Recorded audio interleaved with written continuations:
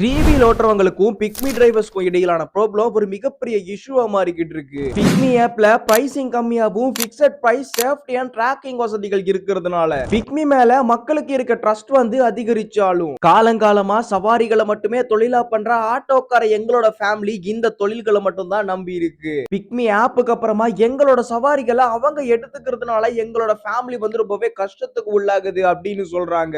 ஆட்டோக்காரர்களையும் தாண்டி மக்கள் ஏன் டூரிஸ்ட் வந்து பிக்மி ஆப்பை சூஸ் பண்ண காரணம் பிரைசிங் அப்படிங்கிற ஒண்ணு 5 கிலோமீட்டருக்கு ஆட்டோ டிரைவர்கள் வந்து 500 ரூபாய் எடுத்தா பிக்மி ஆப்ல வெறும் 350 ரூபாய் தான். பிக்ஸட் பிரைஸ் இல்லாம மக்கள் கிட்டையும் டூரிஸ்ட் கிட்டையும் ஒரு சில சாரதிகள் வந்து ஸ்கேம் பண்ணி அதிகமான பணத்தை எடுக்கிறாங்க. பட் பிக்மி ஆப்ல எந்த பிரைசிங் மாற்றமும் ஏற்பட போறது இல்ல. டிராக்கிங் வசதியோட மேப் இருக்கிறதுனாலையும் டிரைவர் யாரு ஆட்டோவோட நம்பர் என்ன அப்படிங்கிற இன்ஃபர்மேஷன் இருக்கிறதுனால இந்த ஒரு விஷயத்தை வந்து சேஃப்டியா மக்கள் நினைக்கிறாங்க. இந்த ரெண்டு சாய்ஸ்லயுமே மக்கள் எதை தெரிவு செய்யறாங்க அப்படிங்கிறது அவங்க கிட்ட இருக்கு. பாதிக்கப்பட்டதா பேசுற ஆட்டோ டிரைவர்களுக்கு சப்போர்ட் பண்ணா தொழில்நுட்ப வளர்ச்சியை வந்து குற்றம் சொல்றதா மாறிடும். அதுவே பிக்மி டிரைவர்ஸுக்கு சப்போர்ட் பண்ணா தொழிலை உண்மையா பண்ற ஆட்டோ சாரதிகளை தப்பு சொல்றதா மாறிடும். பிகாஸ் இந்த தொழில்நுட்பம் பிக்மி அப்படின்னு சொல்லி எதுவுமே இல்லாத அந்த காலகட்டத்துல நம்ம டெய்லி லைஃப்ல நம்மளோட நாட்டுல நம்மளோட கிராமத்துல இருந்த ஒரே ஒரு டிராவல் பண்றதுக்கான வசதி வந்து இந்த ஆட்டோக்கள் மட்டும்தான். இந்த இஷ்யூ பத்தி நீங்க என்ன நினைக்கிறீங்க? பிக்மி சரியா இல்லனா ட்ரெடிஷனல் ஆட்டோ டிரைவர் சரியா அப்படிங்கறத